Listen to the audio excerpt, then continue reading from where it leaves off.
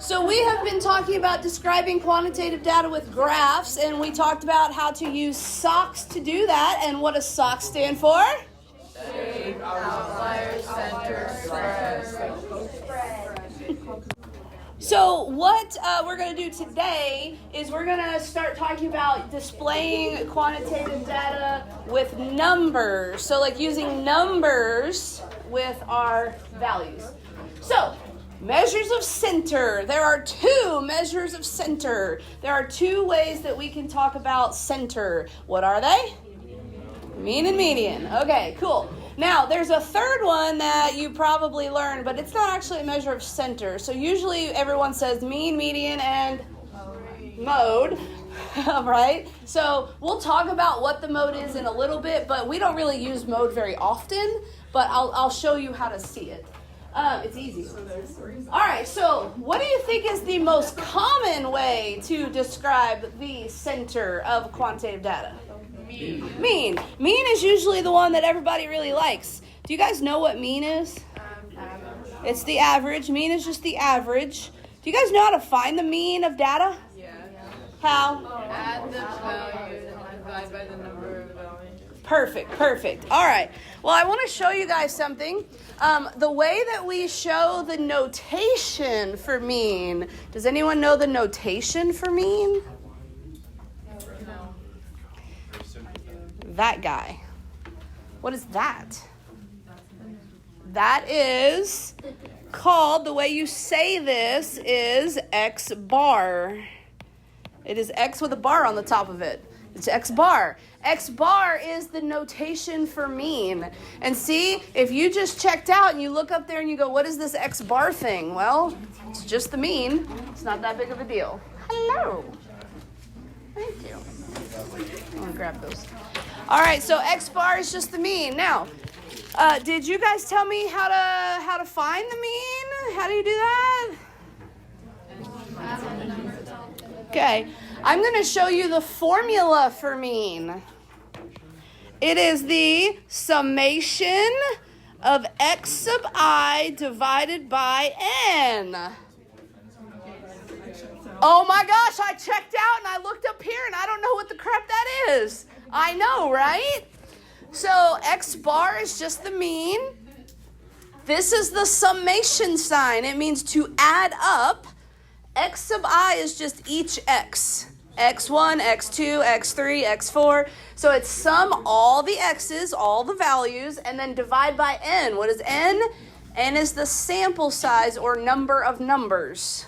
That's all that formula is. You guys told me in words what you do. I just showed you in mathematical symbols what you said. That's all. All right, so I didn't change the world on you. This is still just mean like you've always done it. I just showed it to you very fancily.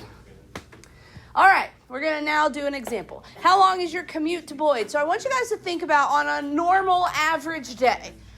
You leave your door and you get to McKinney Boyd's door. How long is in between on a normal average day for you? How long does it take you to get from your door to from your door to Boyd's door? From your door to Boyd's door, however long that takes you. Okay? All right. You got that number in your head? I'm going to literally come around and you're going to tell me and I'm going to repeat it and write it down. If you want to write as I go, that's fine. Here we go. 20. That's more than I said in my. Do we write along down? I would. Zach? 15. 14. 20. Over here. 7. 20. 15. 8. 15. 20. 6. Like 12. 12. 6. Like 10. 10. 6. 6. 7. 5. 5. 7. 7. 6. 6. 6. 6. Oh, I have 666 on the 20. 20. 12. 12. 9. 17. 10. 15. 20. 8. 13. 13. 8. 15. And I'm going to add mine. 35.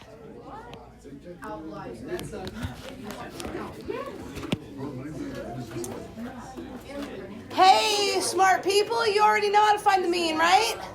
Yeah. Then do it. Yeah, use your calculator. Find the mean. All right, guys, so I've given you a little bit of time to find the mean. On the count of 3, I want you to say the mean to 2 decimal places. 1, 2, 3. 11.9. 11.9. So I heard 0.61. Was it 11.61? 12.51. 12.51? Yeah. 12.69? 12.51? How many of you got 12.51? I think we're going to go with that one then. All right, so X bar equals 12.51 minutes. X bar equals 12.51 minutes. I think we're going to go with that. For those of you who did not get that, that's okay. For those of you who did get that, when you added all the numbers up, what did you get? The summation of the x's was 438. And what was divided by the n? What was the sample size? 35. So for those of you who did not get this average, this is how we ended up getting it, okay? So the total was 438 and the divided by 35. All right, are we all on the same page here with the average? Perfect. Moving on. Are there any values in the data that appear to be potential outliers? The 35. So we're going to recalculate. Okay, how many of you are about to go ahead and retype in all the numbers? Don't you do that. How can we do this without retyping the numbers? 438 minus 35. And then divide it by 34. 34. Now, I will tell you guys the fact that my time is 35 and there were 35 of us, that was just coincidental. All right, so this right here is n minus 1. All right, guys, what is the new commute time? 11.85. X bar is 11.85. Did removing the potential outliers influence the mean? Did the mean change? Yes. Yes. Removing the upper value decreased the mean. What would have happened if we had taken out the lowest value? What would have happened to the mean? Increase. It would have gone up slightly. So when I have an average, if I take out a number bigger than that, then the mean's going to go down. If I have an average and I take out a value that's lower than the average, then the mean's going to go up. Do most of you guys get that? Yeah. Okay, cool. All right, so what does that mean? Is the mean sensitive to extreme values? Yeah. Yeah, it's going to react to these extreme values. It reacts to extreme value changes. Now that's going to be whether it changes or whether we add or delete numbers in the extreme values. So because of that, the mean is described with a certain term, with a certain word. We call the mean non-resistant. Non-resistant. Why would it be called non-resistant? Because it is reacting. When you resist something, it means you don't really react to it. You're resisting what it's doing to you. You're resisting a force that's pushing on you. You're not reacting to it. Well, the mean is reacting to these outlying values, so it's not resistant. It can't help itself. It changes. It has to change. So we call it non-resistant. Cool? All right. Perfect. So, what's the other way to describe center? Median. What is the median? It's the middle. And how do I find the median? Okay, so I have to cross out highest, lowest, highest, lowest, highest, lowest, highest, lowest, highest, lowest, right? I cross it out until I find the middle. What has to be true about the values for me to do that? They have to be in order. They have to be in order. Guess what, you guys? Find the median.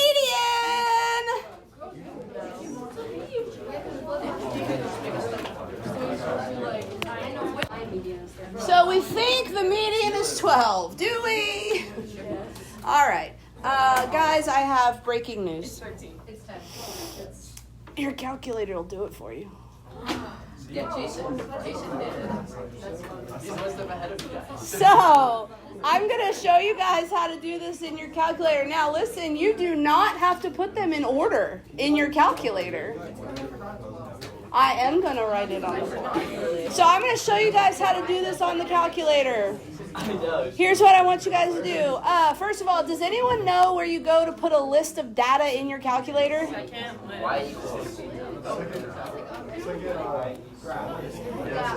Guess what? You're in stats now, so go to stat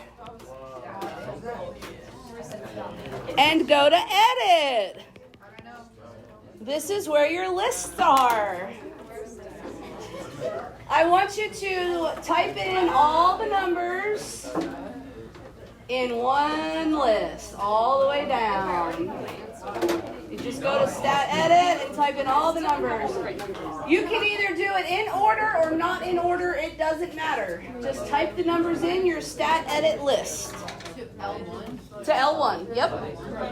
Stat edit, type in numbers to L1.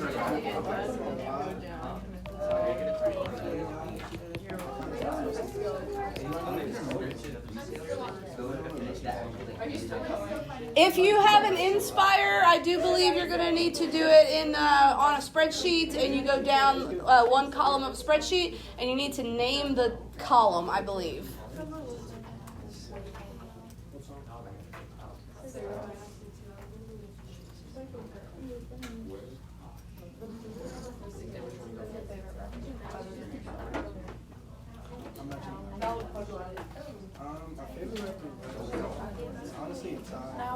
All right.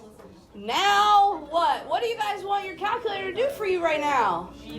You want it to calculate some statistics. So go to stat. Hit the right arrow to go over to calc. And you have one variable. It's one var stat. It's the very first option. If you hit enter on the one variable stat, because you have one variable, you will see it will show up and it will say, where is your list, basically. It probably already says L1. If it doesn't say L1, that's just second and the number 1. Okay? Frequency of the list. Frequency of the list. You can leave that blank. Mine doesn't calculate it. Hang on. See, y'all are ahead of me. Hang on a second.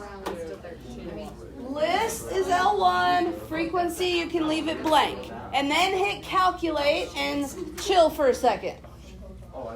Okay. First thing you should see on your screen right now is X bar. What does X bar stand for? The mean. So you're saying you could have found the mean using your calculator like this? Uh-huh. Is that mean the same as the mean we came up with? Yes. There's X bar. The next one is S sub X or SX. We're going to talk about that later. There's an arrow that points down. Hit the down arrow. You're going to see minimum. That's the minimum value in the data. You're going to see Q1. We'll talk about that tomorrow. You're going to see MED. What do you think MED stands for? Median. And then you see Q3 and maximum. We'll talk about those tomorrow as well. So that's how you can use your data or your calculator to find all the things you're going to need very, very, very, very soon, like now. So your median equals 12. Do you guys have any questions? Did you know your calculator could do that for you? All right, cool. Now, I want you guys to do me a favor. Go back to your list. So go back to Stat Edit, go back to L1, and go down until you find the 35. And hit Delete, which is next to the left arrow. Delete the 35 out of the list. Make sure you're on the 35 when you hit the delete button. And then go back and do Stat Calc 1 and look at your median again.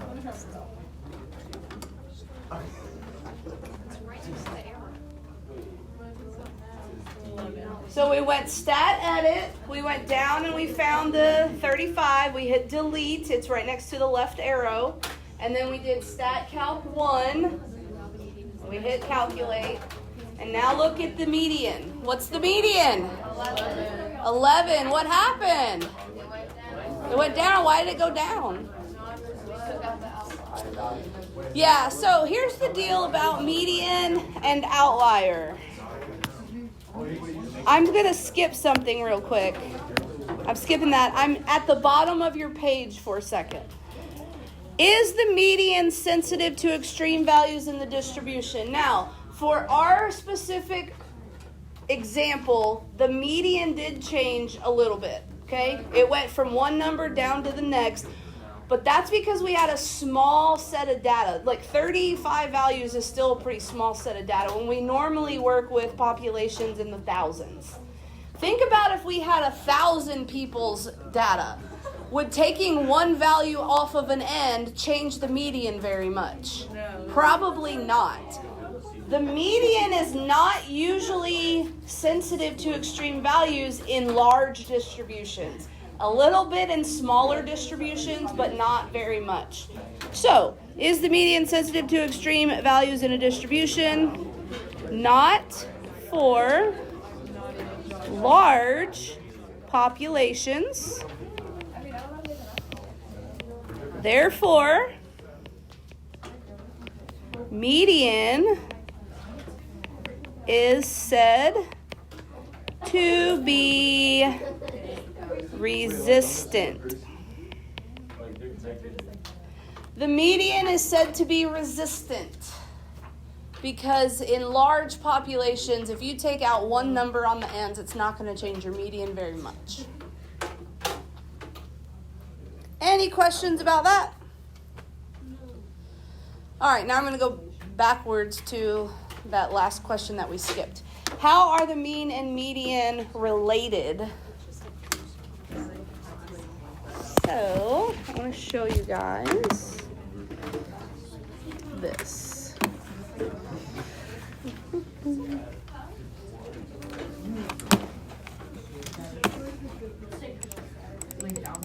Alrighty.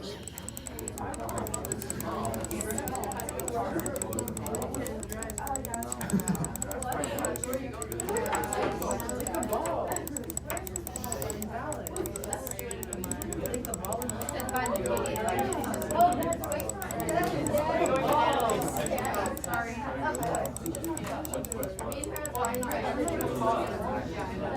guys, what shape would you say this distribution is?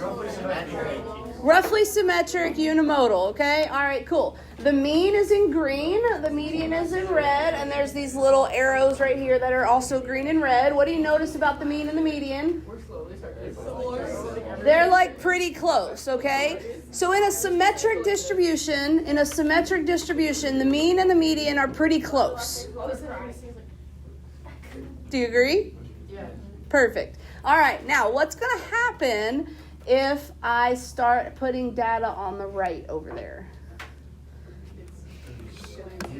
I would have a skewed distribution. Which way is it going to be skewed? I'm going to go that way.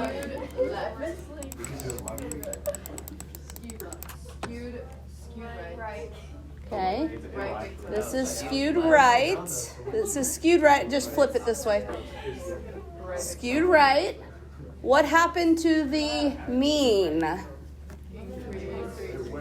It increased. It was like, oh my gosh, what's going on down there? I'm going to go check it out, right? It's not resistant. It can't help it. It has to go see what's going on. What did the median do? Stayed the same. The median resisted going down there to see what was going on. The median stayed right where it was, but the mean was not resistant and had to go that way. So in a right skewed distribution, the mean will always be greater than the median. Okay? What happens in a left skewed distribution? Any guesses?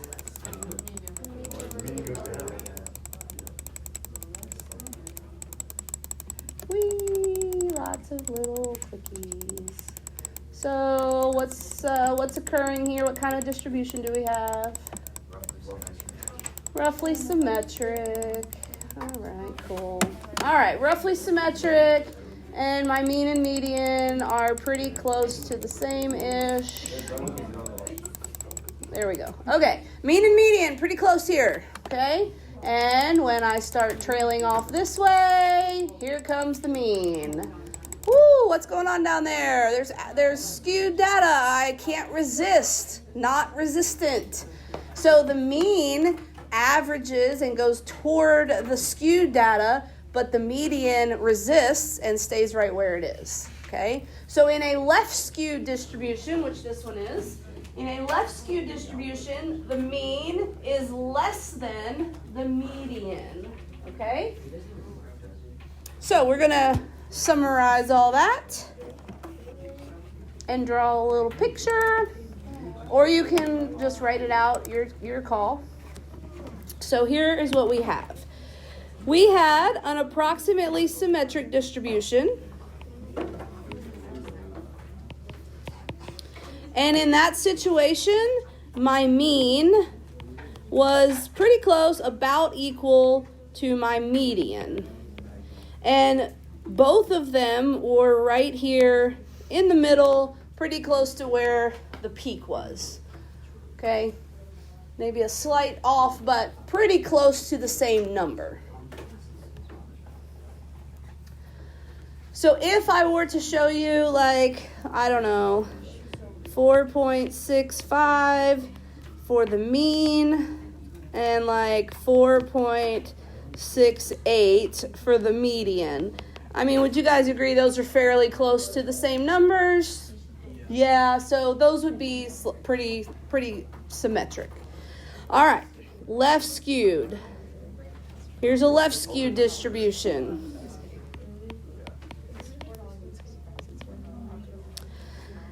Now, where's the median in a left skew distribution?